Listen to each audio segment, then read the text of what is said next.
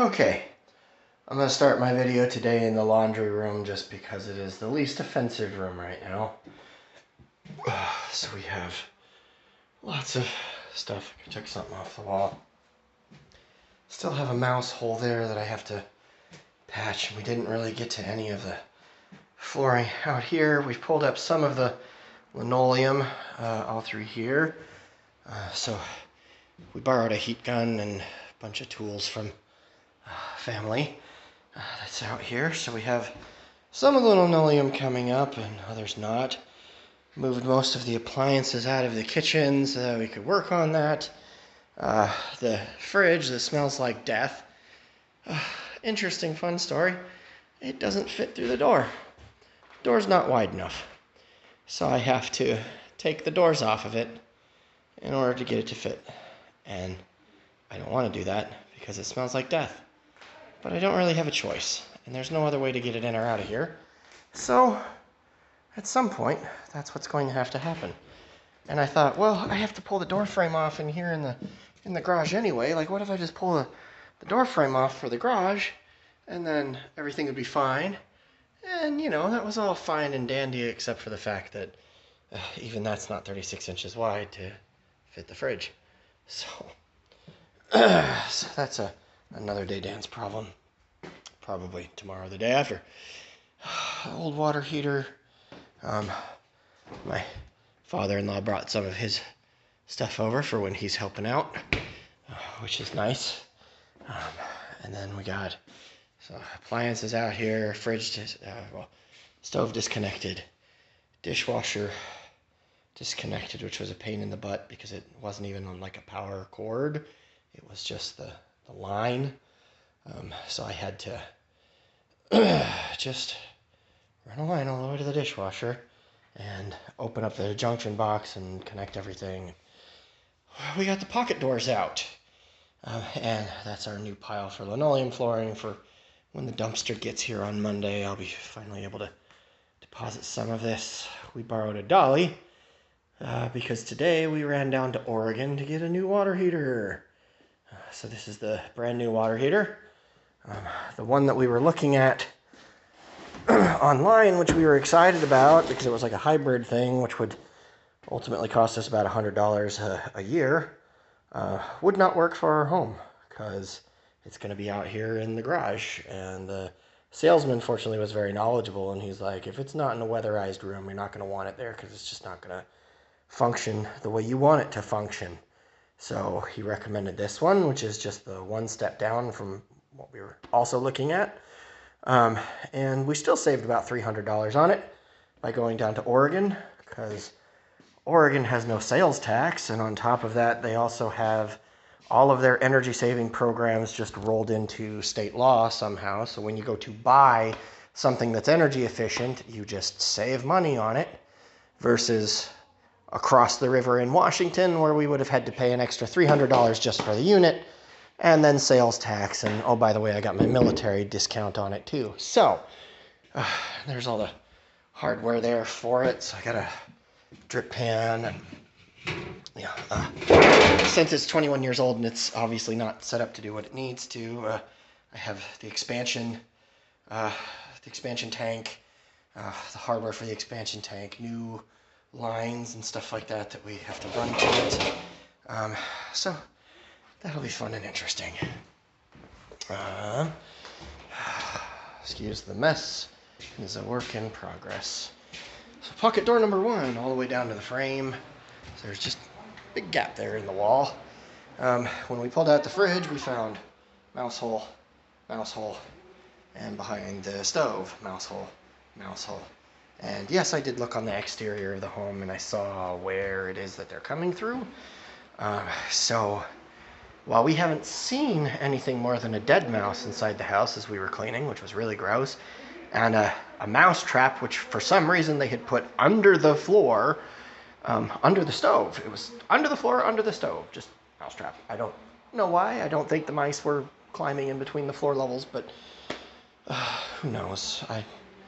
It's just beyond me. But they're there, so I already know what I have to do in order to patch those. But we got to get all this linoleum up before I worry about any of that. But yeah, pocket door number 1 out. And Uncle Kelly, when he was here today, had made an interesting suggestion that I had never even thought about, where he's like, well, how do you feel about widening those doors? Since it's a pocket door, like it's standard size door, you're not planning on having a door in there.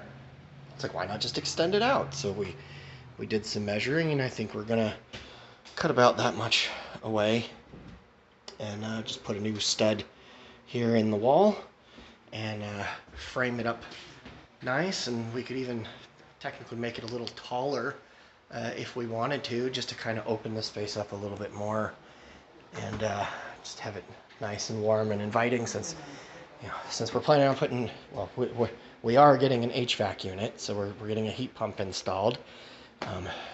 So the house previously had radiant heating in all of the rooms, so every room has a thermostat like that one. So it makes sense to have doorways if you're just heating rooms individually, so that you're not wasting energy.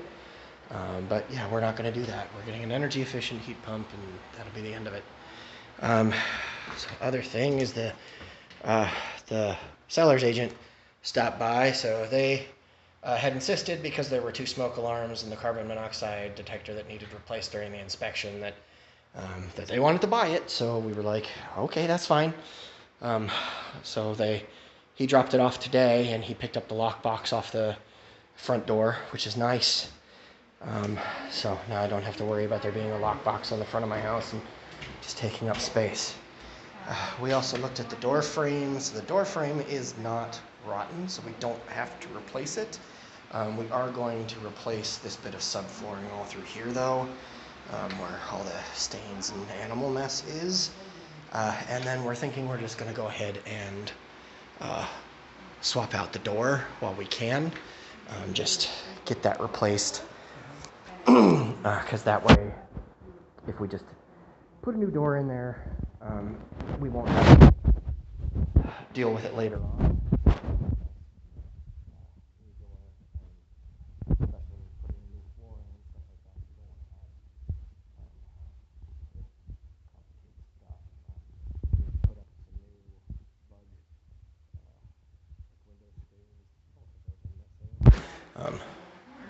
But that's Becca, and that's my brother-in-law Jeremy, and my sister-in-law Elizabeth. They've been over here helping us all day. I also got into the outbuildings in the back, the ones that Becca's like, I don't think they're actually growing pot in there. And it turns out in the side one, they actually had a grid with the type of weed that they were growing in there all written out. So I was like, haha, I told you. Let me turn on my flashlight here so you can see. That's where the pocket door was. Ripped all that out. We're gonna, in here, we're going to turn that off, extend the door frame out to about there. So it gives us about a little bit more than 2 feet from the corner where we can put things and stuff like that, but it'll be a nice open, like 38-inch walkway.